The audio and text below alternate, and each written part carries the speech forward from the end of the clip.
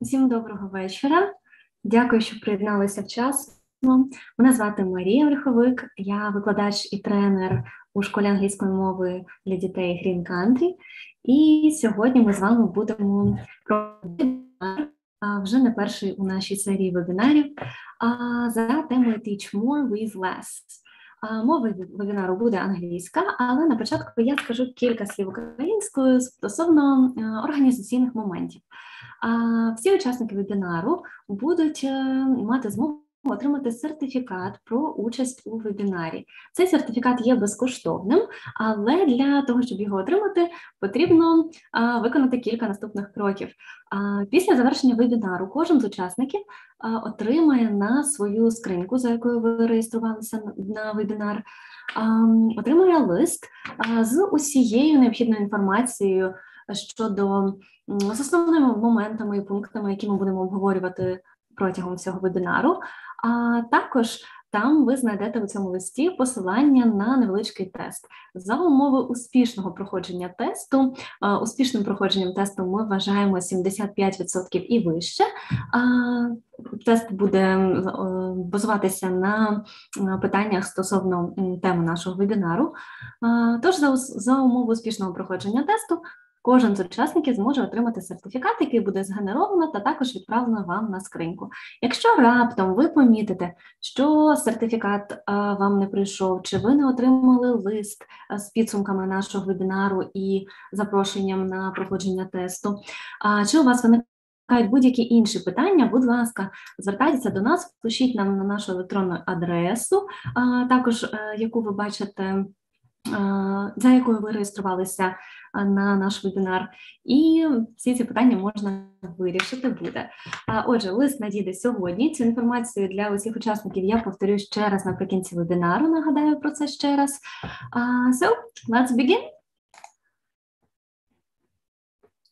Well, guys, today we are going to talk about teaching more with less, and I've prepared a presentation to make it easier a little bit for everybody to follow what we are going to discuss. Well, to start with, I'd like you to look at this word on the left, which says Lagom. I hope you can see it well. This is a word that comes from Swedish language, and it is becoming more and more popular.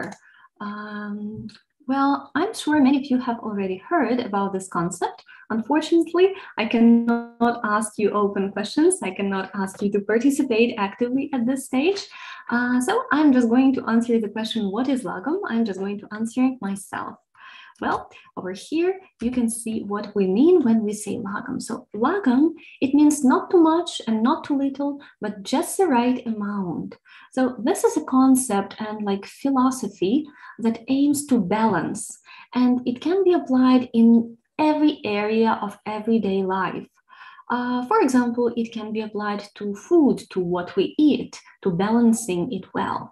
It can be applied to clothes that we wear or to products that we use and buy. It can be applied to modeling your house, remodeling, buying furniture, buying different items for your house. Like, it can be applied, well, frankly speaking, everywhere. And if we think about Lagom, so there is a quotation that I really like. So it is a secret that explains a lifestyle which is based on social awareness, moderation, and sustainability. And you know, this quotation got me thinking, what if we bring the concept of Lagom to everyday life? So to education. So what if we bring this concept, this philosophy to education? How can it change the way we teach our students? How can it change the way we manage our classroom? So guys, over there, I've defined 5 basic principles of Lagom, and I'd like to share them with you. Well, first of all, we're going to discuss basic principles of Lagom that are universal, so the ones that exist not in education, and after that you will get a special task, and you'll have to think and use your creativity to think about Lagom and education. So the first of the principles of Lagom is being positive. So what can it mean? When we aim to balance everything, we also can try and focus on positive sides of every situation. Well, every experience that we live through is unique, and every experience can teach us something. So staying positive and balancing in your life is one of the main principles of Lagom. The second principle that I've also outlined is the importance of exercise and sleep. Well, it is important to balance everything, as I've already said, and when we try to work hard, to study hard, and do a lot of many different things, we can find ourselves in a situation when we do not have enough time to rest, when we do not have enough time to get some strengths and get enough resources to continue with the same pace. And that is when Lagom can help us a little bit slow down and find our balance. So making sure that we do not work too much, or we do not exercise too hard, and that we give our body and our mind an opportunity to rest. Well, the third principle is sustainability and environment. Well, Lagom, which aims balancing and not overusing a lot of resources, is the concept that really aligns with trying to sustain our environment, trying to save every piece of resource that we have around us. Well, this one is just has to deal with reusing different products, maybe recycling different products. Yeah, I hope you understand what we mean by that basic principle. The fourth principle of Lagom is simple but functional. So everything you do has to be well balanced, and it means quite simple. So it has to be simple, but everything we do needs to have some function. Well, for example, when we are remodeling our house and we are buying different pieces of furniture, we need to, according to Lagom, we need to make sure that we do not overuse the resources, but every item that we buy, every item that we bring home has some sort of function. So it can make our life a little bit more comfortable or a little bit easier. And with this simplicity, Lagom really works well. Well, and the last basic principle of this philosophy is imperfection is beauty. Yeah, everything we do, everybody and everything is unique in this world. There cannot be two things which are totally the same. There cannot be two minds which are the same. So there cannot be two experiences which are the same. So everything has its own strengths and it has its own weakness.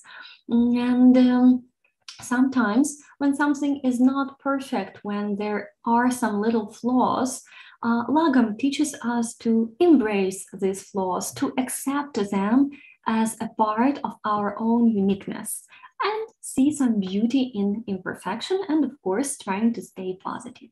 So these are some short basic principles of this great concept that I would like to try and bring to education. Well, in Green Country, we have already done some steps to do it. So I'd like you, my dear participants, to scan this QR code, which will bring you to a Padlet board. And on that Padlet board, I'd like you to share some of your own ideas. So there are 5 principles, and each principle has got a number. I'd like you to have like 2 minutes probably to think and rewrite one of these principles any that you feel like to choose. It can be number 3, number 5, number 1. So you need to indicate the number of this principle and rewrite it for education. So as a teacher, how can you use that principle in your classroom with your students? What does it mean? Again, I'm asking you to rewrite not all the principles, but just one, probably. We will have 2 minutes to do that. Share your ideas. How do you feel this concept can work in the classroom? What will be changed?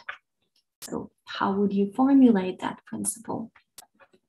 Scan the QR code, enter the Padlet board, and in a minute, we are going to see some of your ideas. I'm going to comment on some of them, and after that, I'll share my views on these principles, how they can work in education, how we apply them.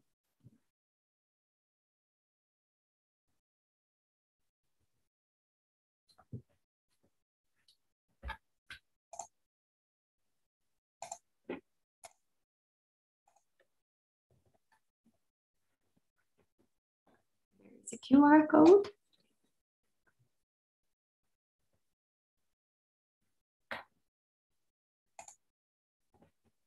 And let's see our Padlet board. Okay, I can see some of you were very fast. Yeah. I'm gonna read some of them right now, and everybody else, I can see many people are typing more. Do not forget to indicate the number of principles that you are commenting on. It will make it a little bit easier to understand what exactly you mean. Okay, the only positive in any educational situations. Yeah, as teachers, definitely, I agree. Let students make mistakes was number 5. Yeah, finding beauty in imperfection. It's okay. Yeah, so that they know that's not a problem. Of course, mistakes are made to be corrected, to learn something, to remember something a little bit better. Definitely. Well, be positive. Children will be more interested in a learning process and will feel comfortable. Definitely, yes. Number 1, highlight the stronger sides of the students rather than mistakes. Yes, trying to focus more on the positive side of everything, on the brighter side. Great. Okay, principle number 2. Students sleep enough at home before coming to your lessons. Definitely, yes, they need to. Not to sleep in the classroom. Okay, let's read a few more. Focus on good sides and moments. Okay. Number 5, it can be funny, mistake can be funny. Yeah, we can explain and laugh together. So yes, imperfection can be beautiful. Why not? It helps us to move forward. It helps us to progress. Okay. Yeah, cool and great. Okay, guys, number 4. Okay, nobody has commented before on number 4. So if the student can do the task, he feels confident. Okay, interesting opinion, right? Okay, guys. Create the situations of success. Yeah, try to bring your students, like, try to give them this feeling, yeah, that they have achieved something. That is very important. Creating positive experiences for your students. Number 3, find materials for the classroom that can be reused many years. Definitely, yes, that is all about sustainability. That's right. Thank you. Well, guys, I can see some of you are still typing, so probably 30 more seconds, and then we will move on. Thank you for sharing. Okay, number 4, try to explain the material as simple as possible. Of course, you know what they say, if you cannot explain a concept to a 5-year-old, yeah, then you do not understand it, yeah. So simplicity is a key when giving explanations. I agree. Well, guys, thank you very much for sharing. Great. I understand maybe it's not very easy to start like working at the beginning of the webinar, but just to make an atmosphere a little bit more lively. It helps us a little bit. Okay, guys, so as many of you have mentioned, principle number 1 being positive, well, you have said it all. There is no need to go further. Well, the importance of exercise and sleep, there was a funny comment about making sure that your students sleep enough at home so that they do not sleep a lot in the class. Yeah, but if we look at this as a balance between work and rest, then probably we don't need to see sleep as sleep only, like with snoring in bed, but rest. So we can see this principle, I'm talking about the second one, as a balance between stirring activities and settling activities. So there are some stages of the lesson when we stir our students, we offer them to move a little bit, to work in groups or pairs. The classroom becomes noisy, or they play a game and they compete with each other. So we are stirring them, and the atmosphere is very lively, right? It's very vigorous. But after that, there come a little bit calmer times, a stage of the lesson when we settle them down, when we ask them to think or to work individually or to focus on a different type of activity. And the balance between these two can make our lesson dynamic, but not too dynamic, yeah? So we still keep the discipline and control, and our students do not get tired easily because they have some moments when they can have energy outbursts, and then later on they can have some moments, some quieter moments, yeah? So that is using that principle at the lesson in the classroom. But when we look at a bigger picture, we also need to make sure that we do not overwhelm our students with different exercises or the same types of activities every time we see them, and that we do not overwhelm them with a lot of homework, that we give them some space when they can have some rest as well. I do not mean some rest at the lesson, yeah, but some quieter time at the lesson. So that what this principle is about in education, can be used in education. Okay, about sustainability and environment, there was a very great comment on the Padlet board about reusing the resources, and that is exactly what we need, yeah? When we ask to print some copies or to print new cards, yeah, so today we'll talk a lot about that. We need to keep it in mind that it's not very good for our environment, so we can share with other teachers maybe the resources that we have used a few times with our kids, with our students, and that they do not feel very enthusiastic about anymore, yeah? Or that we can think of a new way to reuse those resources again in the class. Okay, number 4, simple but functional. Well, there was a great comment about simplicity in your explanations, yeah? So everything has to be just the right amount of your explanation, yeah? It has to be simple and easy and understandable. Also, the games or the activities that you do, they have to be like simple, simple in a good meaning, not like easy peasy, but simple for students to be able to understand the rules of the game, yeah, so what comes next and so on. And the last one about imperfection is beauty. Many of you have commented that, of course, we need to create a safe space for our students so that they can learn and not be afraid of making some mistakes. That mistakes can help them to remember something better, that we can use their mistakes to give some feedback, to see what we need to improve and where we need to move, yeah? So maybe some mispronunciation or accent, like everything is unique. So every experience we have is unique.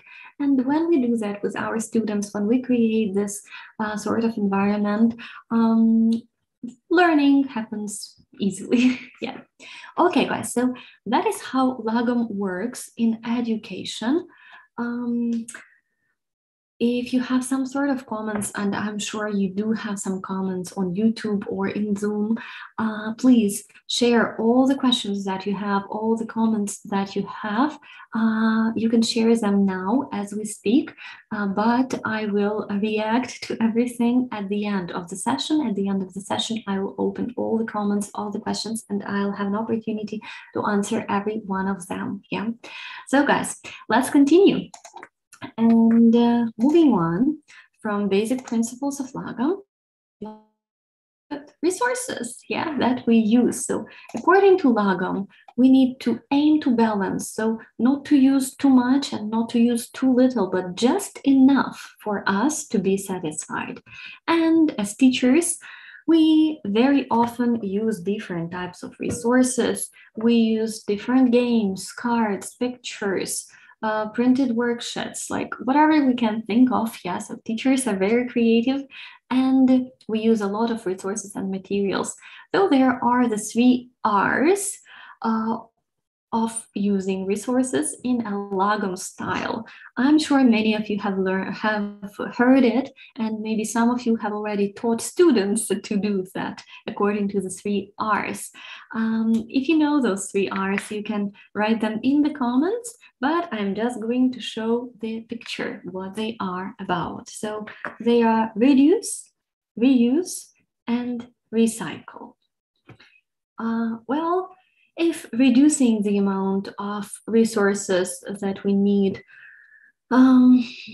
cannot be done easily because we have a certain amount of students and we need to give everybody an opportunity to use some resource. So we cannot have one set of a game for a group of 20 people, right? So reducing the resource probably is the most difficult one, yeah, among the 3 R's as for us, as for teachers. But again, if we collaborate with our colleagues and if we find an opportunity to share some of the resources, share the games which can be used again, share the cards which can be used again, then we can reduce the amount of resources that we use together as a group of colleagues, right? Well, reusing the resources, today we will focus a lot on that. And recycling, guys, I will not talk a lot about that here, but just make sure that you recycle paper and what can be recycled after the lessons, and make sure that you teach your students, you show by your own example how you can do that and where you can do that, right? But reusing the resources is the thing that we as teachers, as very creative teachers, can do. And today I've decided to share some of my ideas on how I and how my colleagues can reuse some of the resources. Well, in Green Country, we have a lot of extra games, a lot of different printables, and so on and so far. So one of the things how we can reduce using the resources is sometimes I put the pictures or put the questions on a projector. Like I use my screen to share it and every student can see. So this way we don't have to print a lot. But sometimes it's not very possible, or it will take for students a lot of time to see the printed words or phrases maybe and to write on their own piece of paper. So sometimes we do print different games. And I'm gonna show some of the resources that were originally designed for one type of activity, and I'll share some ideas, some sample ideas, how we can reuse them more. So over here you can see a set of cards with different actions, So originally, if I'm not mistaken, these were the action cards to learn different types of activities that students can normally do. I am sure many ESL teachers have got some sort of action cards like that, yeah. So normally we print these cards on colored paper, which is thick enough, and we can use them once again. So when kids learn these activities, these words, they can see the picture, they can play originally, for example, a miming game, like a game of charades, where they get a card, they need to mime, like demonstrate how they do this, and the group has to guess. That was the original aim of this game. But if we look at these pictures, we can see that there can be that these pictures can be used with many other different topics. First of all, we can use them to practice present continuous. Why not? We can ask questions about these pictures. What is he doing? What is she doing? What are they doing? Yeah, they are singing. He is going to school. He is swimming. Yeah, and so on. Well, we can use these cards to make positive or negative sentences or questions as well as present continuous. And we can use them with past continuous, maybe with a little bit more advanced learners, yeah? So with past continuous, like if we write on the board that yesterday, yeah, and at 5 o'clock, then we can use them. And yesterday he was writing and he was flying a kite and she was eating a pizza, or they were eating a pizza. Well, we can also use them to ask our students to make sentences about themselves using maybe present simple, like how often, yeah, how often do you fly a kite? How often do you paint? How often do you wash your hands? And so on. Again, we can ask them to ask questions. We can ask them to make up true or false sentences about themselves using different tenses. For example, they can use past simple. Why not? Like sleep. If a student gets a card, sleep, he or she can write a sentence. Yesterday, I slept in the classroom, maybe, and the others need to listen and guess, was it true or was it false? Yeah, so basically any action card, any picture that you can see can be used to revise a variety of different tenses, for example, yeah, so with a grammar purpose. Also, we can give this card randomly to some students and ask them to make a mini stories around those cards, the ones that they have. Create a character, yeah. And we can tailor these cards like to the needs of our students, to the level of our students, and we can reuse them like, I don't know, 100 times until our students get really, really tired of seeing the same pictures and the same cards, yeah. So originally, this task was aimed to practice vocabulary, but we can use the same cards with pictures with many different grammar structures and practice a lot of different grammar structures many different times with our students. Of course, you may think that it is very easy to reuse something that has pictures on them. That is why the second type of resource has got no pictures at all. I want to show you a board game. Yeah, so board game that was created for step 8, quite young children by Green Country Books. Over here, you can see no pictures. So it's totally different from the previous type of resource that I was showing.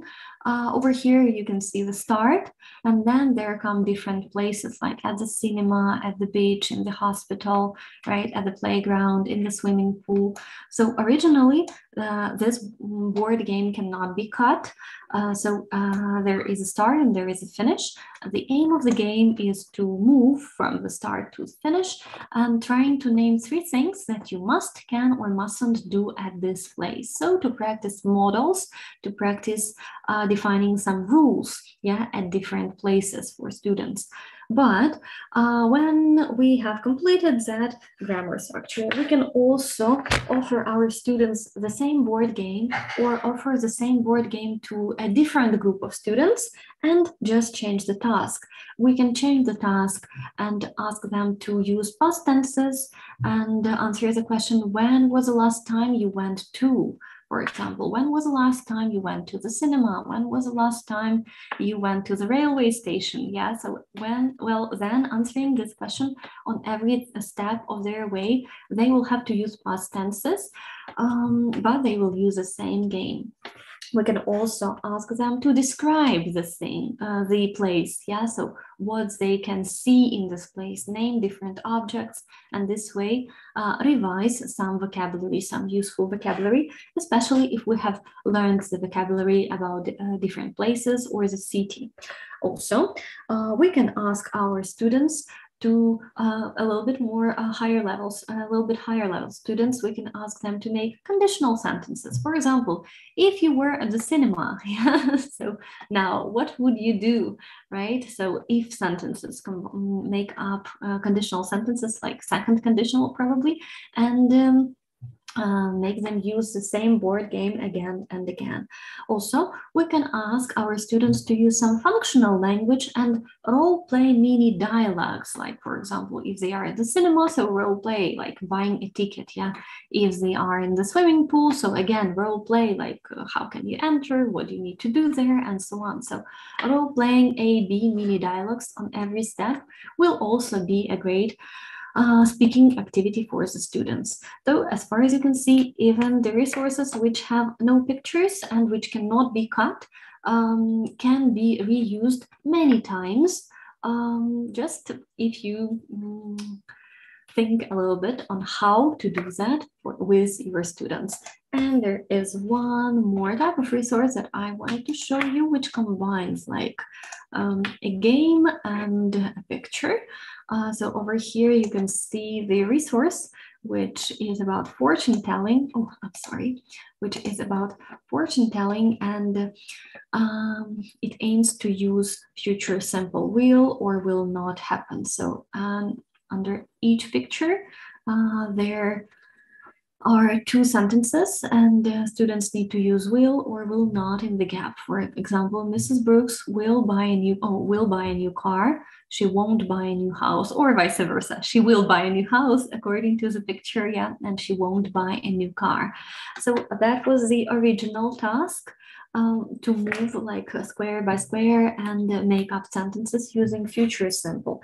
But here we can ask our students to practice some other constructions. We can practice predictions like may or might or is going to, yeah, with a little bit higher level students. We can ask them to make mini stories, again, getting one card each, and think what happened before, like what happened before to Mrs. Brooks, that she's going to buy a new car, and what will happen next, yeah, after she buys a new, I'm sorry, not car, but a new house, yeah. So mini stories, making them in pairs as well. We can invent some reasons why Mrs. Brooks wants to buy a new house, and so on. Make them ask our students to make long sentences using the clause because, and so on, right?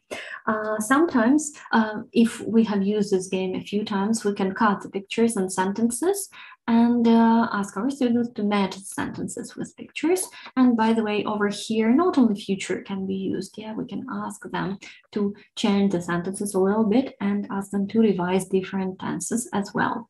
Well, guys, what we need to remember when we are planning to reuse some of the resources, what we need to keep in mind is, first of all, we need to print those resources originally on some thick paper so that it doesn't tear easily, so that they really can be used a few times or even more than a few times. Also, if you're planning to do that, make sure that you let your students know that they cannot write, yeah, over there in the paper card that you have given them, because then you will not possibly use those resources. And one more thing, if it is possible for you, if you can laminate the paper, then your students will be very lucky because they can write in those gaps using just whiteboard markers, yeah.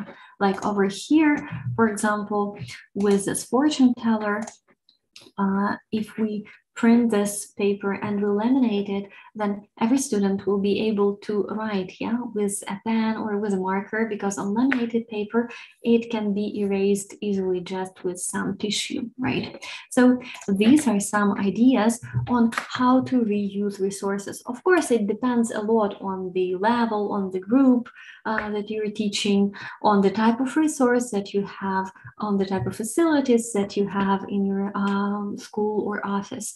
But you are really welcome to share a lot of ideas on how to reuse resources. And as far as you can see, there can be minimum 5 ways. Or if you think more, if you spend more time thinking, I'm sure you can come up with 10 new ways to use the same set of cards or to use the same board game, and so on and so far. I can see, guys, that some of you are raising hands. Please share your comments in the group chat, and later on, closer to the end of our session, we will have an opportunity to read and respond, and answer every question. Yeah. And now we are going to move on, my friends. So that was about Lagom, about basic principles that can be really used in education as well, and about reusing and reducing the use of resources. Well, the second part of our webinar will be about extending the activities, because when we cannot reuse the same task, like do the same task again, we need to think about extending it a little bit. And sometimes extending activities can be tricky, because when we say that we as teachers extend some activities, we can feel a little bit guilty, like we are not creative enough or we are lazy to come up with something new for our students, to make them feel a little bit more enthusiastic about something. Yeah, so we can feel guilty, like we do not work hard enough, so that we just extend the existing activity and use more time to do, basically to focus on the same task. But frankly speaking, it's not that bad. Remember the first principle of Lagom, we need to stay positive in every situation. So what I think is that extending activities is actually great, because it gives our students a little bit more time to focus, a little bit more, a few more opportunities to learn. And actually, I've outlined 5 benefits to extending the activities, so why it is good. The first benefit is a long-term memory. The more we work on something, the better we remember it. So when we extend activity or when we reuse some resource, we revise, and our students revise some material that they have learned before, or when we ask them to work on the same task, but like, for example, they have they were reading the text and they have 5 questions and they answer these 5 questions, and then we ask them to make their own question about it, about the text. Yeah, so we give them one more opportunity to look at this text, to see the vocabulary, to use some structures. Yeah, so it works well for long-term memory, because the more things you can do related to some vocabulary or grammar, the better you will remember it. The second reason is that it can help and increase learner motivation and confidence. Well, not all learners are lucky, and not all learners can quickly grasp the idea or the concept, yeah, and be ready to answer something. So when we extend the activity, so make it a little bit longer and add a few more tasks, a few more items, yeah, to this activity, it really helps to build students' confidence, because they have completed like part A so far, and now they're moving to part B, where it is almost the same, but just a little bit extended. Yeah, so it can really help and increase their motivation and their confidence, especially with weaker learners. Extending activities works really well in a mixed ability class, because there are always fast finishers. There are always people who can read faster, or there are always some students who write faster than others, or who are just a little bit faster than the others. So in this case, we don't need to create a totally new activity for those fast finishers or for people who have completed everything earlier. Yeah? We just ask them to write something about themselves, or to write one more question, or to write one more sentence. Yeah, so based on the examples that they were doing in the task. And after everybody finishes in the class, these fast finishers can read their questions or read their sentences. Yeah, so we do not give them the new task, we can just extend the existing one. The fourth reason is that it can be adapted to individual learning styles. We know that we all learn with a different speed, with different pace, and some people learn better through visual information. Some people need to feel and to do something to remember a little bit better. So or some people need to hear something, yeah, to remember better. So if we extend the activity instead of introducing the new one, we can, implement different learning styles. Yeah, we can add a few pictures, or we can ask them to read in pairs the same sentences that they were working on.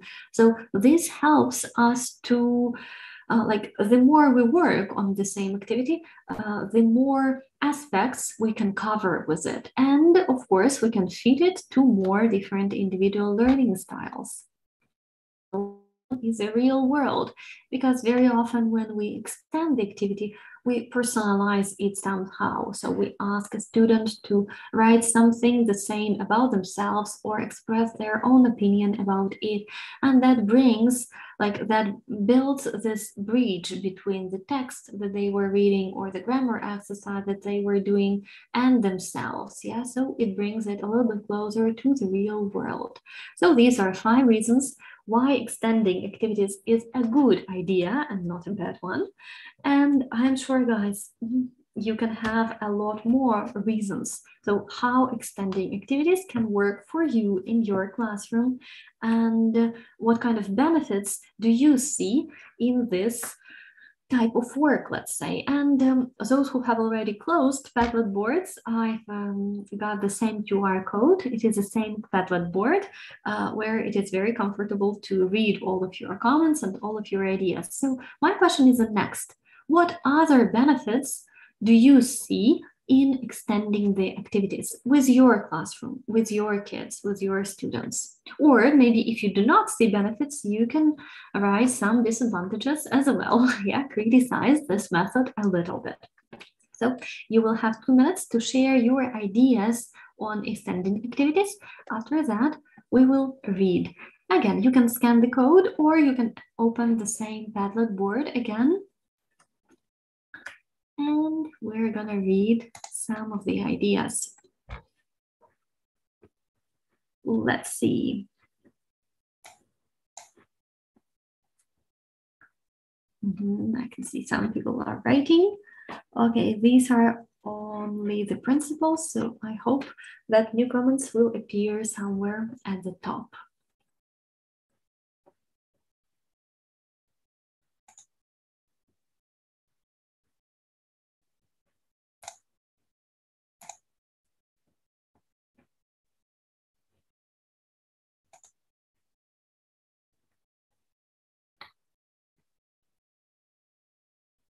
So what do you think about extending the activities? I can see in the chat there are some comments, yeah, like different students take information with eyes, ears, yeah, and kinesthetics. These methods can be useful for everyone, of course. It can motivate students, yeah, adjust it to their needs and their peculiarities. Yeah, I agree with you guys. Thank you for writing in the group chat. But not everybody is using Zoom sessions. Some of you are using YouTube session and you cannot see the comments of each other. So it's better to use a Padlet board, yeah, where everyone can see everything, yeah. It brings more variety to the class. Definitely, yes, it does. Okay, let's see.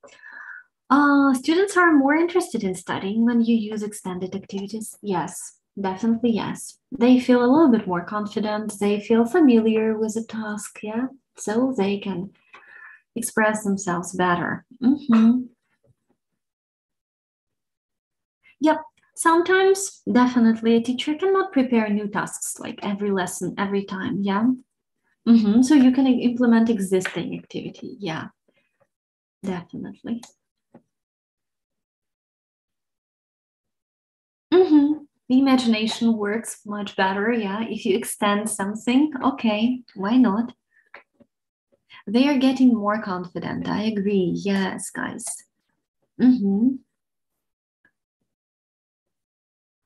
Cool. You can like ask them to guess. So guess now what we will do with this task. Okay, yes, they are interested. They feel in control, yeah, they can guess, they can choose. Oh, I'm sorry that your phone is not allowed to use Padlet, but okay. So from time to time, I'll read the comments in the group chat as well. Okay, guys, I can see that some of you have expressed their opinions. I hope we've read everything. Yay. Revision is always useful, of course, especially when you expand it. Great. And expanding the activity can really help you to incorporate, like integrate what you've learned before, yeah? Like if you're reading a text and like 2 lessons ago you had past simple, why not extend it and ask the students quickly to circle some words with irregular verbs, for example, in past simple, yeah, or something like this. So it is extending the activity. That's how it works. Okay, guys, thank you. Oh, I can see somebody still typing, guys, 30 seconds, and we will move on.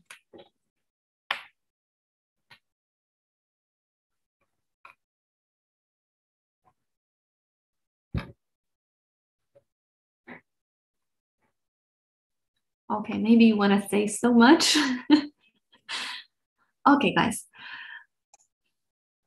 let's continue. So these are the benefits. As far as we have all agreed, I hope it is beneficial for our students and for teachers to extend some activity. Please get me right. I'm not saying that we don't need to use anything new, no new games, no new songs, no new workshops, no.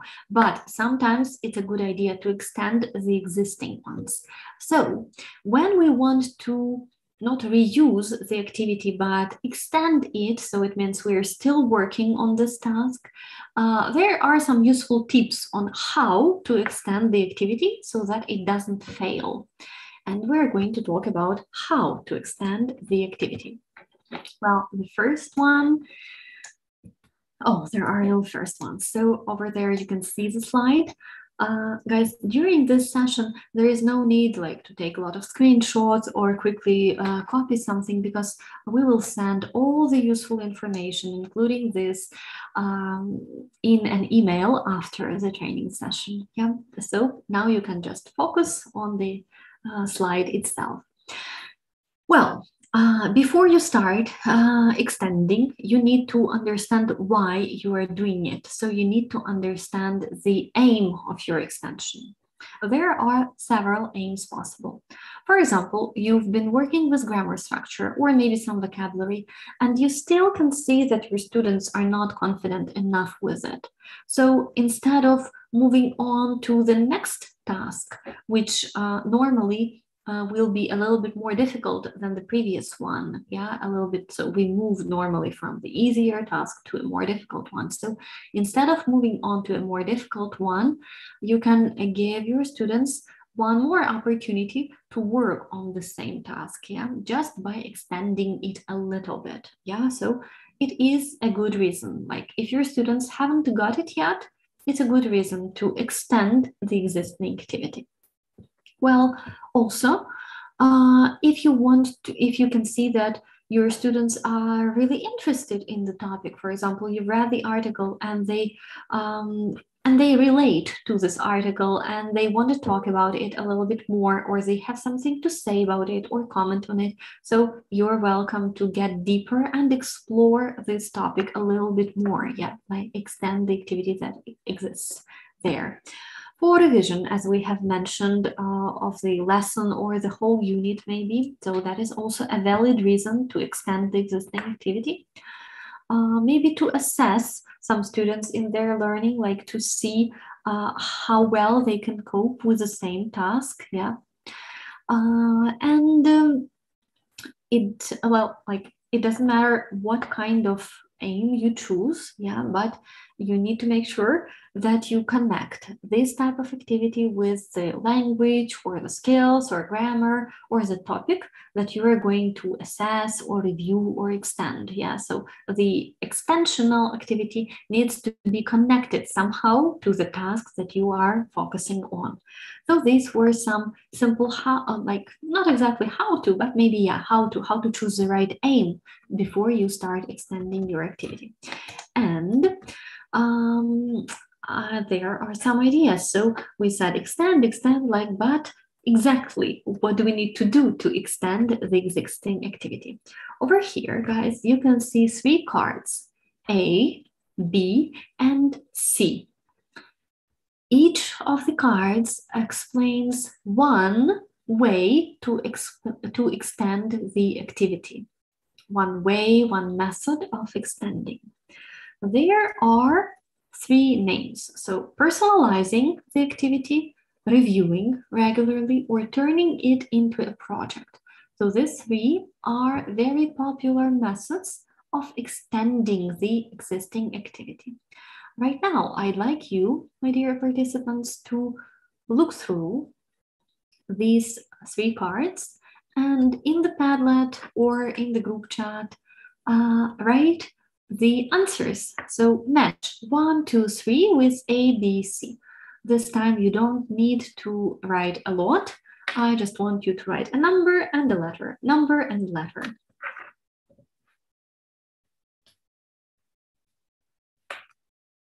You have around 2 minutes, I believe, to look through on your own and provide your answers.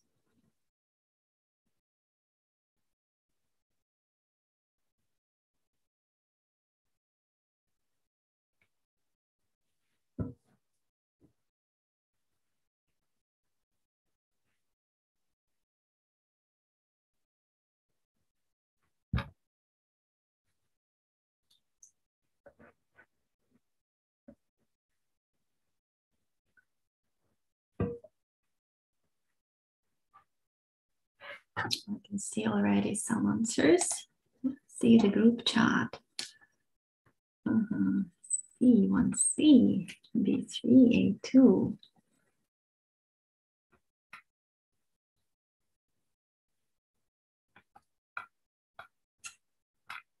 Okay.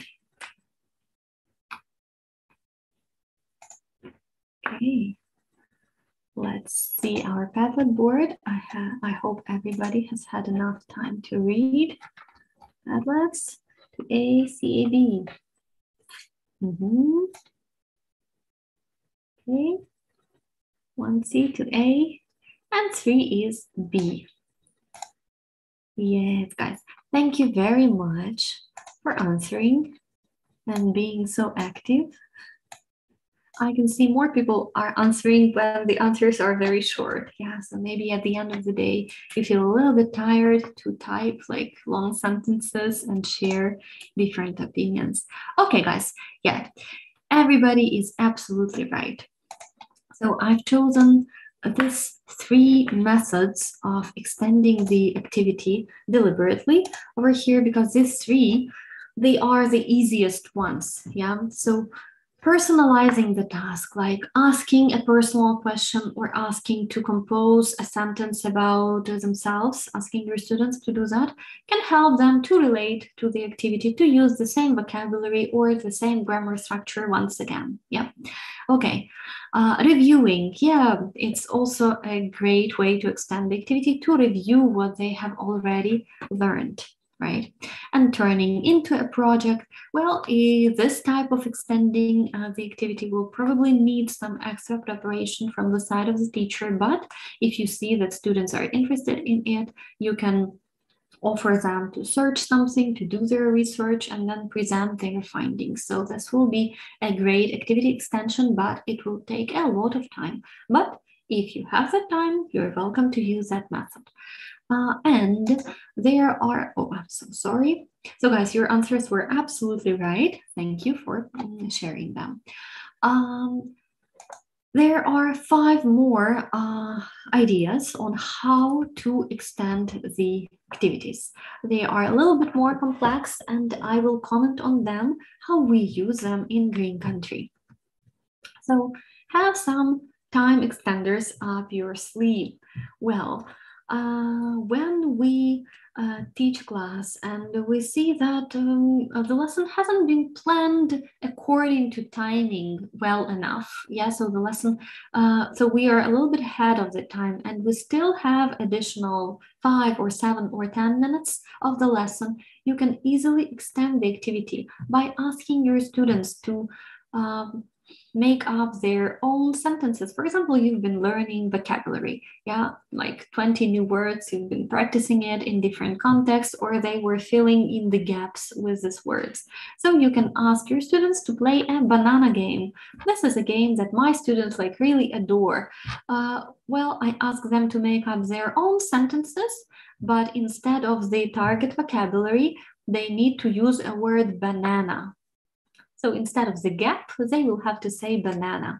And then they will read those sentences in pairs or in groups of 3 and listen and guess each other's banana words. Yeah, so for example, if our sentence is have some time extenders up your sleeve, and our target vocabulary word was time, then I would say, have some banana extenders up your sleeve. It is fun, yeah, and you need to listen and guess that the banana word is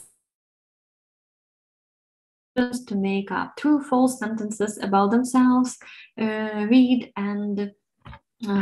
to each other and guess where is true, where is false. Yeah, so these can be some easy time extenders that do not require a lot of do not require any preparation from the teacher and can be used to extend the task, like the grammar task or the functional language task or the vocabulary task together with your partners. And it is always a nice idea to have a great thing to have those ideas like in your mind and offer them to your students when you have such an opportunity.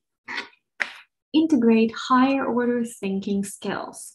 Well, if you remember Bloom's taxonomy, yeah, so first our students need to understand and remember, for example, vocabulary, new vocabulary. After that, when they have understood and remembered, they are normally asked to apply this vocabulary, then they can later on analyze and create something on their own. Normally, the tasks that we have, the practice tasks, they focus on understanding and then applying, yeah, so remembering and applying. And if we extend these tasks, it means we will give our students an opportunity to analyze the vocabulary. How can they analyze the vocabulary? We can ask them to find synonyms or opposites. We can ask them to categorize this vocabulary. For example, if students were learning the vocabulary of clothes, we can ask them to categorize the clothing items by seasons, like winter, autumn, summer, yeah. So categorizing or drawing some mind maps with students, again, who have learned vocabulary, can also integrate higher order thinking skills. So it will make them analyze the vocabulary that they have learned, or the same with grammar, yeah? So an activity which will help them to analyze what they have learned and not only apply it, so not only fill in the gap, but categorize it somehow. If time allows, we of course can ask them to create something. And normally it is like combining higher order thinking skills and personalizing the task. Yeah. So when the students are asked to write their own sentences or create their own piece of story or continue the story or predict something, yeah, So we integrate higher order thinking skills, and that is a great thing because we give them an opportunity to analyze, to create something. One more, oh, I'm sorry for that. One more method will be making it different, interactive, or just plain fun. So when we extend an activity, we can add some spice to it. So we can turn the same task in a competition. We can offer our students, like, for example, they were working with a set of vocabulary or a set of sentences, and we can offer them to play a game of running dictation where they have one person sitting at the table and writing down, and the other person, the other people in their group changing turns and running to the board or to the wall where the words or sentences are written, words if it's vocabulary, sentences if it's vocabulary or grammar. So where the sentences are written, they need to read, remember, then come quickly to their partner, dictate, and the person who is writing needs to write it down. I'm sure many of you know this game. So when we extend the same activity with the same vocabulary, maybe even with the same sentences, but we extend them and turn it into something more interactive, more fun, then our students get an opportunity to practice more, to be a little bit more confident, and people who need to move or people who need to hear it a few times, people who learn better through their ears, yeah, so they will also benefit from it, from just extending the existing activity. If you use such activity as running dictation, it requires minimum preparation, just writing something on the piece of paper or on the board, or you can go a little bit further and offer your students the Quizlet game or a Kahoot game. Yeah, for example, they were filling in the gaps, you know, with some opening the brackets with some grammar, and after that you offer them a Kahoot game where they need to order the words, yeah, so put the sentences, the same sentences in the right order, yeah. Okay, so adding a lot of fun is a thing that our students really appreciate. And if we extend an activity and we make it fun, nobody will mind that we're still doing the same task. Yeah. Well, also there is one more method, give some choice. Well, this is a difficult method of extending the activity, but still, for example, your students have read an article, the text, and you need to check how well they understand. So you can give them the choice. Either they can write a short summary, or they can maybe draw like a timeline, yeah, or a mind map of the main parts, the main points of the text, right? Or they were writing some questions, and you can ask them to write down their answers. They were answering some questions. You can ask them to write down some questions or discuss these questions with a partner, yeah? So giving some choice maybe is not the best option if you have a very large group and it will be difficult for a teacher to control this extension.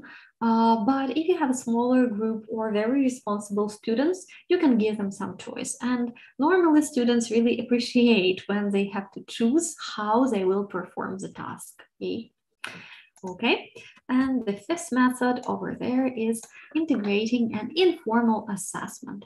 So extending an activity can really show you the real picture. So if everybody has got the material well, if everybody could understand everything well, yeah, so there is a fun way to do that, like the ticket outdoors. So before your students leave the classroom and say goodbye, you give them a little piece of paper and you ask them to write a sentence or two using the construction that they have learned. For example, they learned used to, yeah. So of course you were monitoring at the lesson, they had a lot of practice, but still, like at the end, you can see how well they understood it, yeah. So as they leave their classroom, you collect those little pieces of paper and you can see what they actually can and cannot do. Yeah, so that can also help you and integrate this informal assessment and see where you need to move next at the next lesson. Do you need to revise more, or you don't need to revise more of this material? Well, guys, I hope these ideas were useful for you about how to extend the activities, and we are going to move on. So extending the activity helps you, like summarizing, helps you to focus more on quality of your teaching, on quality of doing the tasks, and not on the quantity of the activities, not on the quantity of games that you have introduced to your students. Yeah. So that is a tool that we as teachers quite often ignore or just forget, but that is a tool that can really help us make our teaching with a little bit higher quality, yeah, and make learning experience for our students a little bit more pleasant, a little bit more confident. And that brings us to the last point of our webinar today, that is independence. Well, because if we teach our students a little bit less, that means that they are learning a little bit more independently, yeah, and it can also help us. So, what is independent learning and why we're talking about it today when we talk about teaching more and less? There are three key features of independent learning. First of all, it is reflective. So students have an opportunity to think what they have learned, and they can reflect on their own progress and understand what they have learned, why they need it, and so on. So that is the first step to independent learning. Second of all, it is connected. So students are able to make connections between what they are learning and what they already know, like build those bridges, yeah, and what they experience outside the classroom, right? So this learning, it should be like contextual, connected, yeah? So the students can relate to it and see how they can apply the knowledge, not only the English lesson, but in the real world. And self-directed. So students don't wait for the teacher to come and tell them exactly you need to learn this and that. Yeah, so they are ready. Here we say create their own learning experiences. Yeah, so they are ready to see an opportunities to learn. They are able to see where they make mistakes, where they do not have enough progress, and they are able to improve on that. So that is about independent learning. Well, guys, in Green Country, I can say that I'm very proud, basically, to say that our learners are quite independent, and that helps us as teachers to teach them a little bit less and make them learn a little bit more, because they are reflective and they are self-directed in their learning. What helps us to do that? That is blended learning. If today it's not your first time at Green Country webinars, you've probably heard a lot about it already, but if it is your first time, I will have to tell you once again about blended learning and how it helps you to teach more with less. So if you look at this picture, you will see like that. You will see what blended learning is about. So on the left, you can see the classroom. On the right, you can see computer. So face-to-face learning with a teacher in the class, and virtual learning when there is only a student and the computer or any gadget that they can use. And in the middle, there is a blended learning. So what do we blend? We blend traditional learning, traditional classroom face-to-face learning, with all the benefits of using technology and virtual classrooms. Yeah, so that is a hybrid model of learning. Yeah, that's why it is blended.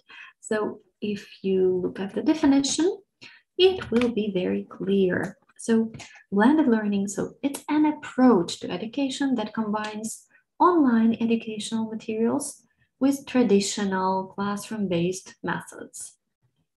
Well, what it helps us with? Of course, you can see in the picture, you can see some benefits already outlined, but I've prepared 4 basic benefits. First of all, students have round-the-clock access to training resources. So it means they can learn with their own speed, on their own pace. Somebody learns better in the morning, somebody learns better in the afternoon. For someone, it's okay to learn new words while being on the bus, like going somewhere, yeah?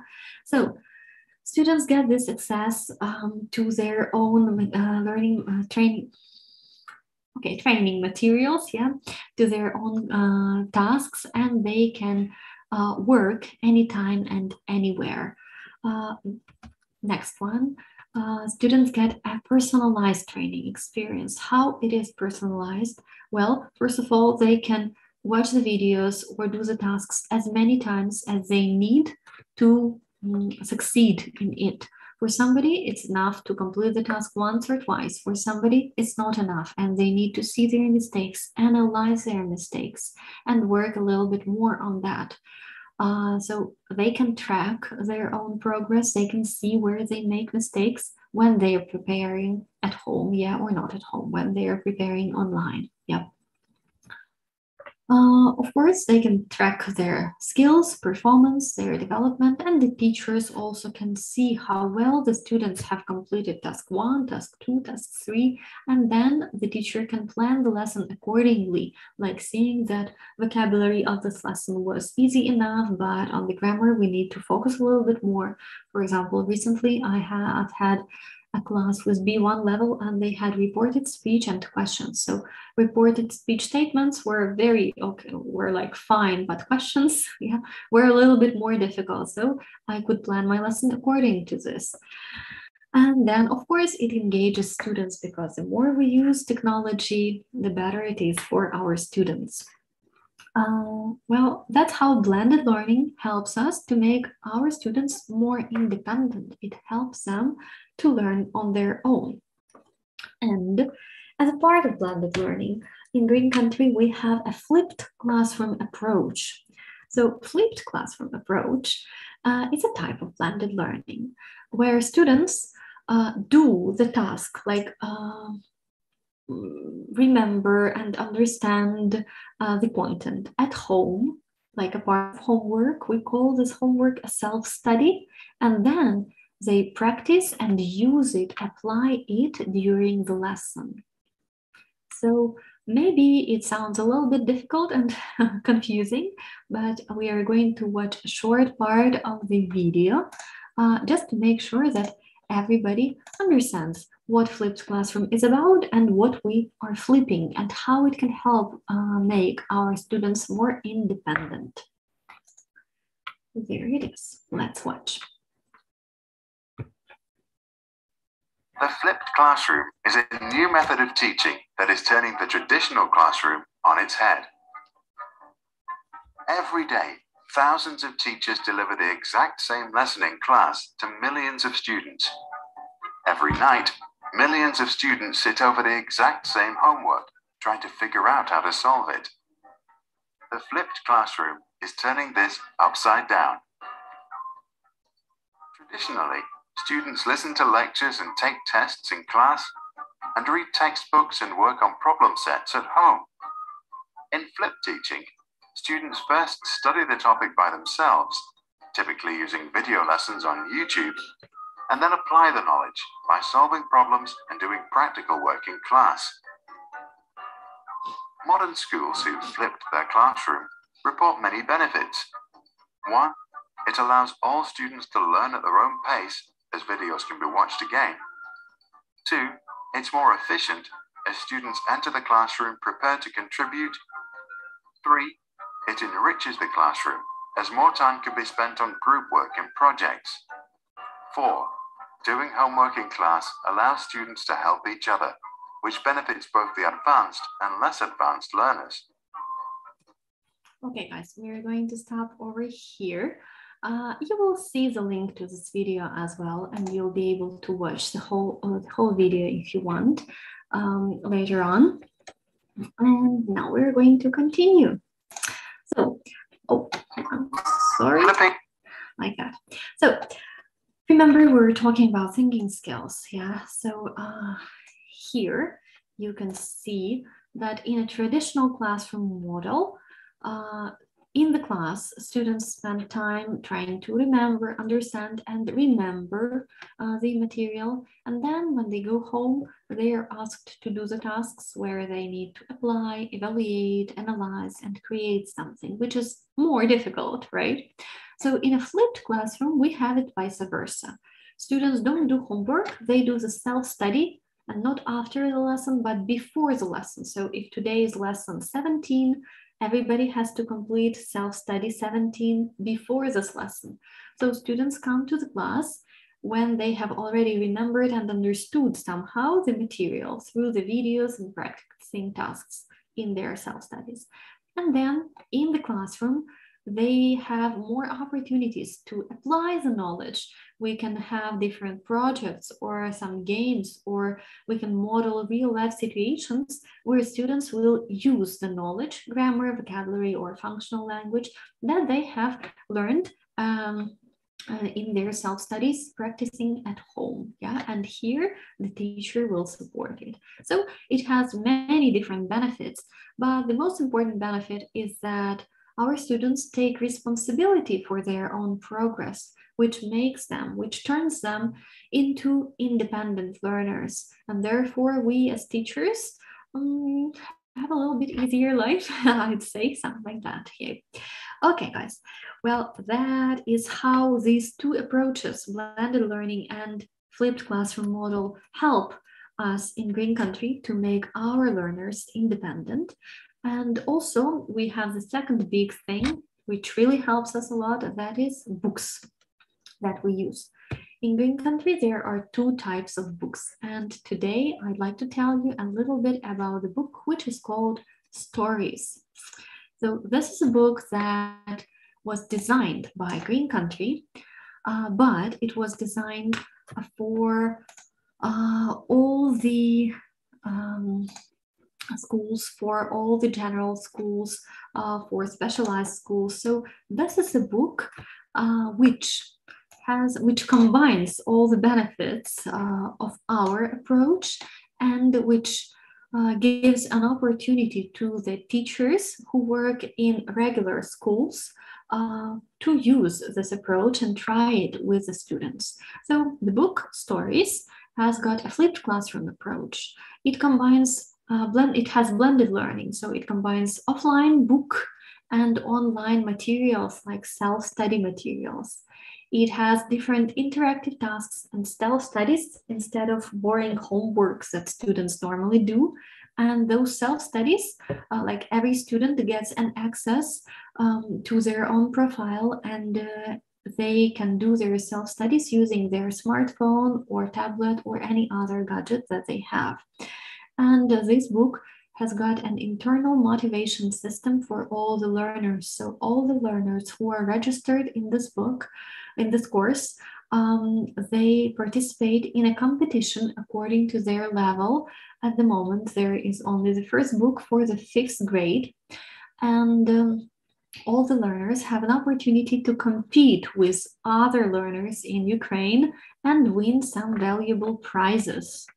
Well, this book, this book is completely free. It is free on Buya, on our website. It is free for teachers to use, and it is free for students to use. Let me just demonstrate a little bit what it is, what it looks like. Take a look over here. So that is the website Buya. And over here, you can see the book Stories. You just press. So the program of the book is in complete compliance with Ministry of Education of Ukraine. So over here, students, as a student's access, they can see their self-studies. For example, we can open Unit 2 self-studies, and let's see what it looks like. Yeah. So, vocabulary here is school subjects in Unit 2. Every student has an opportunity to read the words, see the translation, and listen to the audio. Yeah, they're voiced over there. Then They complete the tasks. They match the pictures with the subjects, for example. They can check their answers, you can show the answers, and you can reset and do it once again, yeah, with the students. And then they are asked to fill in the missing letters, for example, again, checking, yeah. Then they match the definitions with the subjects. Then they use these words to fill in the gaps. Then they are asked to correct some mistakes, which is a little bit more difficult, yeah. And then there comes self-study 2. For example, in self-study 2, they revise the vocabulary of school subjects, and there is grammar on comparative adjectives. So there is a video, and every student can watch as many times as they need to understand this video, yeah. There are grammar rules like charts over here, and then there are tasks like matching tasks where they need to match like good, worse, big, bigger, and so on. Then they need to write their own words, yeah, like comparative tasks. Then they need to choose the correct word. Then they need to correct the mistake, and every task they can check, yeah. And the most difficult one, they need to put it in the right order using the correct comparative, yeah, over here. So that is how it works. Guys, well, time does not allow us to tell a little bit more about that, but we'll continue. Again, this resource is completely free. It's a pilot version of a book. There is a printed book exists. There are materials for teachers, and there are self-studies for students. And you, as teachers, are welcome to use this book, to try it. It doesn't mean that you need to like change completely how you teach your students. You can just try and use a few units from this book, or use it as additional resource to practice some vocabulary or some grammar, or try and flip a few lessons and see how your students benefit from it.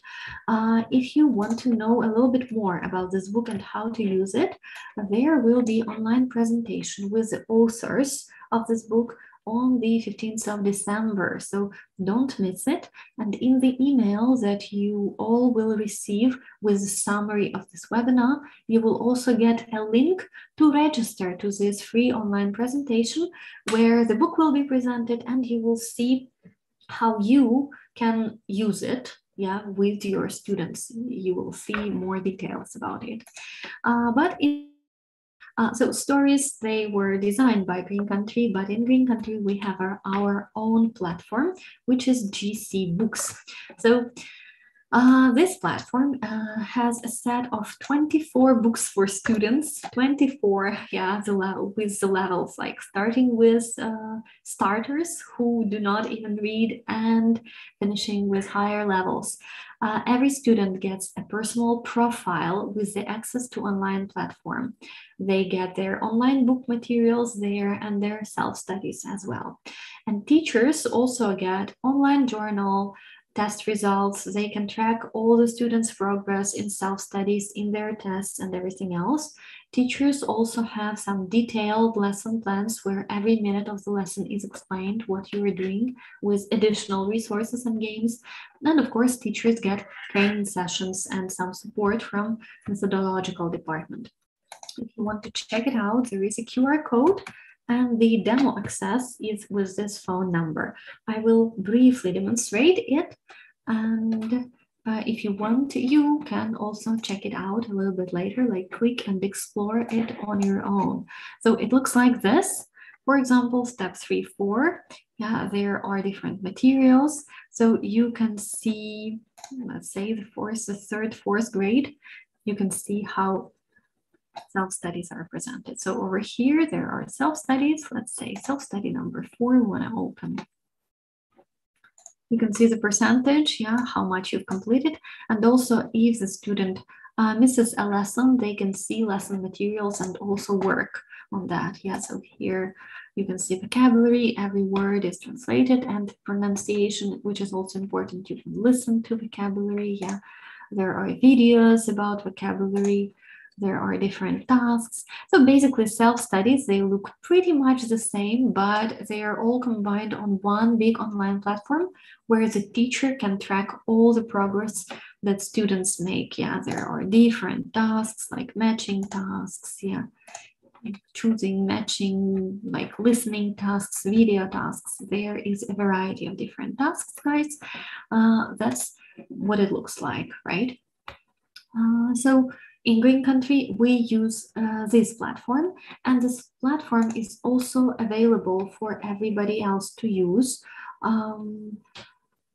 This platform can be used by teachers who give private lessons as tutors. They can be used. This platform is very popular among other schools and partners who don't want to buy other books, but who want to have like everything at once, yeah, for their teachers.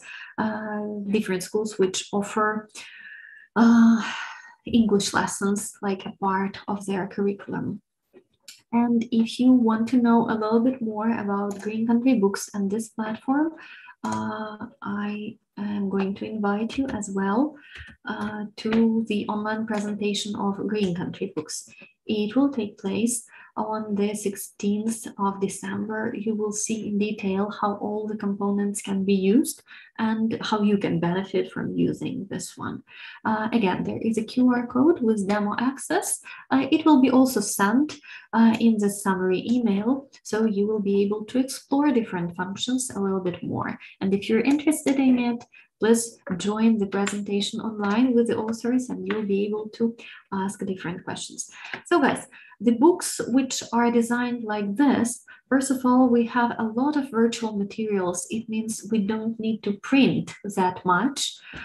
Second of all, our students work quite independently because they prepare on their own doing self-study. Of course, there are possible situations when the student is not ready with the self-study, so because they are not used to it yet. So they come once unprepared, they see that they cannot participate actively in the lesson. They come second time unprepared. They see again that they cannot win any game because they do not know the words, or their team loses in the running dictation race because they were not sure about which grammar construction to use, and so on. And then the third time, normally everybody comes prepared, yeah? So it's just a matter of a habit.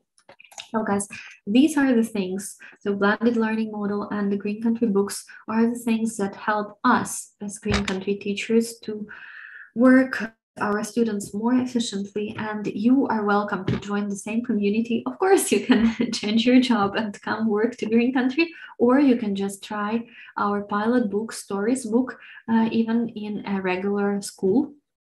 And guys, the last thing over there, so we've talked a lot about independent learning and to make it a little bit more personalized. So what can we say about independent learners?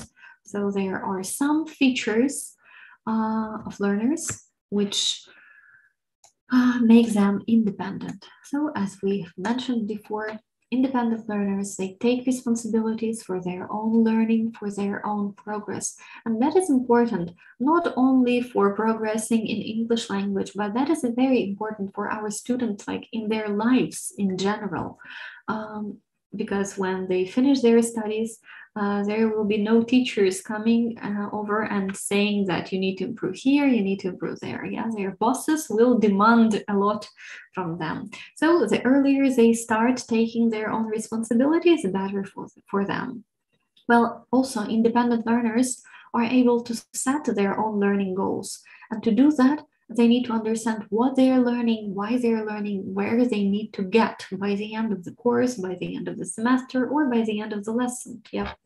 And also independent learners, normally they have a realistic sense of their own strengths and weaknesses, and they are open to some healthy criticism, and they are open to trying new experiences and improving their own weaknesses maybe, or looking positively at them and trying to turn them into their own strengths. Of course, it is impossible with support from the side of the teacher. So we as teachers need to make sure that we do everything possible for our learners to become independent. It cannot be done at once, but step by step, they can progress a lot.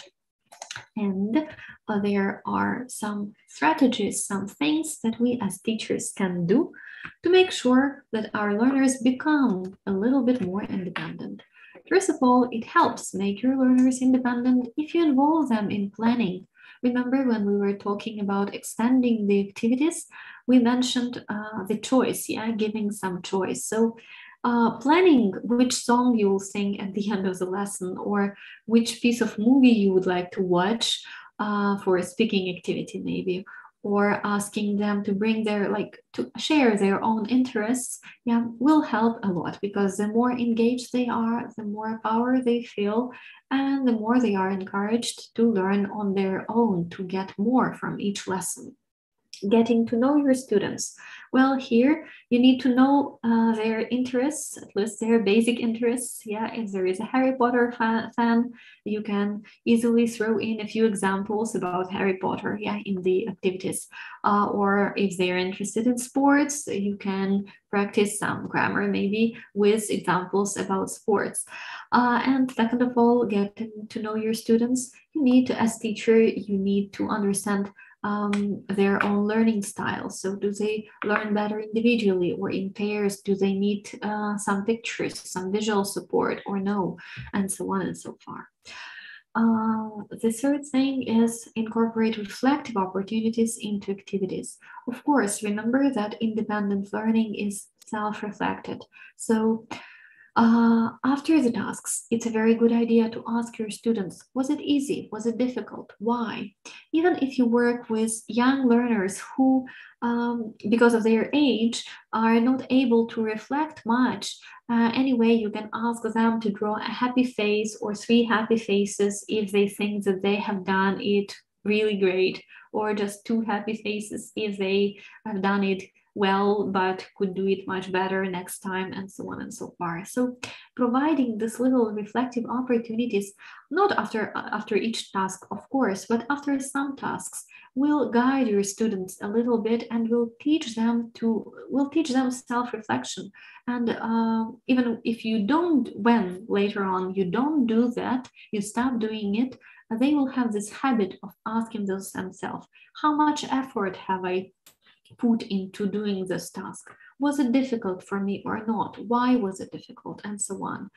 And combined with not homework but self-studies, students can really become very, very independent in their learning process, because learning happens not only in the classroom, it happens everywhere. Yeah, they can learn on the street, they can learn on the bus, they can learn from YouTube. So, and we can learn as well, not only children learn. And the last one is teach learning strategies. It is very obvious for us as teachers, we know how to learn the words, how to remember the grammar structure, which associations to make. Yeah, but our students, normally, they don't know how to do that. So if we as teachers give them some pieces of advice, some tips on how to remember the words or how to do this or that, it will serve them very, very long. Because it will serve them not only for learning English, but for learning other languages and for their learning in general. Yeah.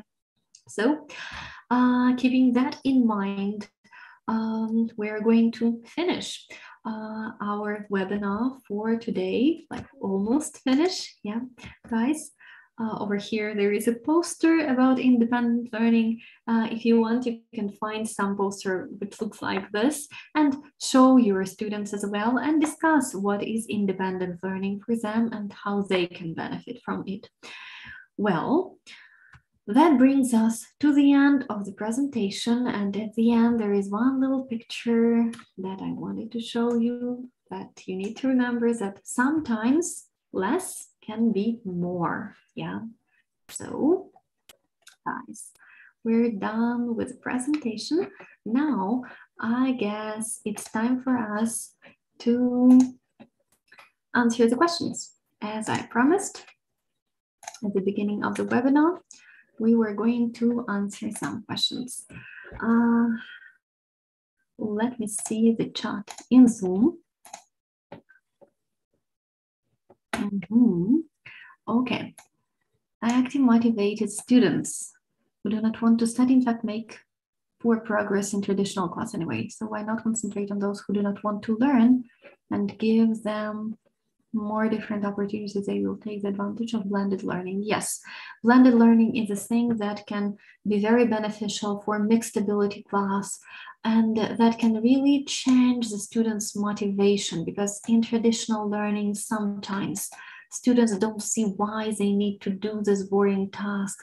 They have already remembered this at home. Why do they need to do at home? I'm sorry, in the classroom. Yeah, so they think, I remember 5 words out of 10. I don't need more. Yeah, so but blended learning and flipped classroom can really change the whole situation sometimes. Yeah, so if you're willing to try, you're really welcome. It's a great experience. Yeah, thank you very much for your thanks. And what to do, there is a question, when children don't work at home, some children are passive.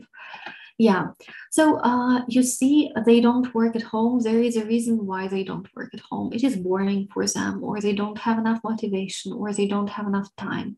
You know, I very often heard from some parents that the first thing their children do, you know, when they say, go do your homework, the first books that they open, the first thing that they do is Green Country, because that's the thing they really want to do.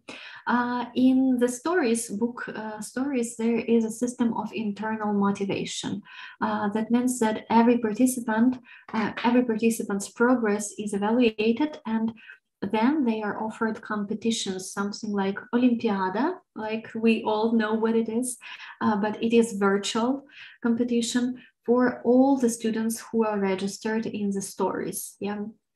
And they can win some prizes, so why not? That can add a little bit of motivation. Or if you, children who are passive, but if you tell them that their next homework will be not a homework, but a self-study, and it will be in their smartphone, maybe it will make them at least a little bit curious what kind of homework they can have in their smartphone, what it looks like, and so on. Yeah, or maybe they will feel a little bit more motivated when they come to the class and they see how well everybody else is progressing because they've learned something. Yeah, so maybe that will also work. So you will never know unless you try. So I hope you will try after this webinar. Okay, I guess there are some other there are some other questions. What if students during blended learning don't do their tasks at all? Don't do their tasks at all, you mean their tasks at home as a self-study? Well, normally at every lesson, we have a stage which is called checking understanding. So that is a stage, for example, you know that students had vocabulary at home. So you check their understanding by showing them the pictures, but different pictures, not the ones that they had in self-study, or offering them to play a Quizlet game with a filling the gap activity. So it's normally some short activity which gives you informal assessment opportunity where you can see how well they understood, or maybe they did not remember the correct pronunciation of the word, yeah, or if there was grammar in their self-study. So you do this checking understanding activity, which is quick, like 5-7 minutes, even 5 minutes, yeah, and you get the whole picture that they could understand the concept of present perfect, for example, but they still have a problem with the third form of irregular verbs, yeah. So that's what you need to focus a little bit more during the lesson. Yeah, so what if students don't do all the tasks? Again, it is a problem with their motivation. So we need to work a little bit on their motivation. Yeah, so offering them some competitions, maybe offering them some games or projects at the lesson will show that they can succeed, they can show great result only if they prepare enough at home. And normally it takes a few lessons even for the laziest students to get that and finally start doing it. You need to be very positive about it. And if students are not ready with their self-study, support them a little bit. Tell them that next time they'll have to complete it in order to succeed more, to show better results. Yeah. Well, in Green Country, when we just started with flipped classroom approach, it worked quite difficult at the beginning because the students were like emotionally, mentally not ready to learn something at home and then come prepared to the lesson. But with the time, they got used to it, and even young learners who are 7 years old sometimes show like great results, and their parents, when they pick them up after the lesson, they tell, you know, they do their self-studies on their own. We do homework from school together, but self-studies they're able to do on their own. So they just need some time to adapt a little bit, and after that they really understand that it is engaging, that they can use technology, that there are some cool videos or some songs or some tasks, and like they get used to it. Well, let's see, there are a few more questions over here. Is your Green Country School a virtual one? Yeah, that's a physically existing school with students, and the virtual one also. We offer some online course, but we started offering online course like maybe a year ago when we had all this lockdown. But normally, and our school is older than 10 years. Yeah, so it's like 14 or 15 years old. And yes, we have different offices in Kyiv, in Lviv, in Kharkiv, and some regional offices also. And there are some partner schools which use our program, like our online platform, and use our program to teach their students. Yeah. Perhaps they're all parents should also pay attention to students do not do anything. Yeah, what we ask at the beginning from the parents is that they just ask them if the students have completed self-study, like just remind them, yeah, about that sometimes. But normally, after 2 or 3 lessons, everybody understands what self-studies are for and what happens if you don't do them. Yeah, so you just, at the lesson, of course, they will learn something, but they will not progress. Definitely, they will not show great results while doing the project. And if they have teamwork activities, their team will be left behind a little bit, and they will say, their partners will say, hello, you need to learn a little bit better. So it works. It's like a combination of different motivational factors, and it works. I cannot, of course, guarantee that it will work for everybody, but you never know until you try. Let's see if there are any other questions. I guess no, guys. So thank you very much for staying so active at this webinar. Yeah, well, there is just one more little reminder. Так, ремайдери мене просили зробити вже українською. Тож, дякую всім величезне за активну участь, за запитання, за коментарі. Дуже приємно працювати з такою класною аудиторією. Це наш не останній вебінар. Отже, після цього вебінару сьогодні вам на вашу скриньку, за якою ви реєструвалися, надійде лист. В цьому імейлі ви знайдете всі основні пункти, основні моменти, які ми обговорювали протягом вебінару, всі посилання на якісь корисні штуки. Там було відео, можливо, ви захочете переглянути ще раз. Далі, разом з цим листом, вам надіється запрошення на 2 презентації. Перша презентація, вона також відбудеться онлайн 15 грудня по підручнику Stories, той, який є пілотним підручником для загальних шкіл для 5 класу, навіть якщо ви викладач не 5 класу, а 6, чи 4, чи 7, і все одно хотіли би спробувати цей урок, ви можете спробувати зареєструвати діток і щоб вони попрацювали за моделлю Flipped Classroom так само. Спробувати повторити якусь граматику чи просто отримати такий досвід. Або ж, можливо, ви захочете просто навчати своїх дітей, свою групу дітей за таким підручником, і це також буде дуже класно, дуже високотехнологічно для них. І 16 грудня відбудеться ще один вебінар, презентація підручника GC Books, навіть не підручника, а всіх компонентів онлайн-платформи, за яким ви також могли би працювати, якщо у вас є таке бажання працювати як репетитором або працювати або інтегрувати цей підручник у свою школу, там, де ви працюєте, цю платформу GC Books, яка є зараз на даний момент розроблена для всіх рівнів. Тож, запрошення будуть надіслані разом із листом. Також разом із листом усі отримують посилання на тест. В тесті буде всього лише 20 запитань. Це будуть легкі запитання, відносно легкі для тих, хто був уважним. 20 запитань, на які потрібно дати правильні відповіді. Від 75% правильних відповідей, і ура, ви можете отримати свій сертифікат, який буде згенеровано і також надіслано вам на скриньку. Коли перевіряєте пошту і раптом не бачите листа сьогодні від Greeny Country, перегляньте, будь ласка, папку реклама або папку спам. Інколи туди також може потрапити, тому що велика кількість учасників і великій кількості учасників надсилається подібний лист. Якщо раптом виникли якісь технічні питання, звертайтеся на пошту Greeny Country, вам завжди нададуть відповідь і проконсультують. Дякую усім величезно за увагу. Сорі, що на 14 хвилин затримали вебінар.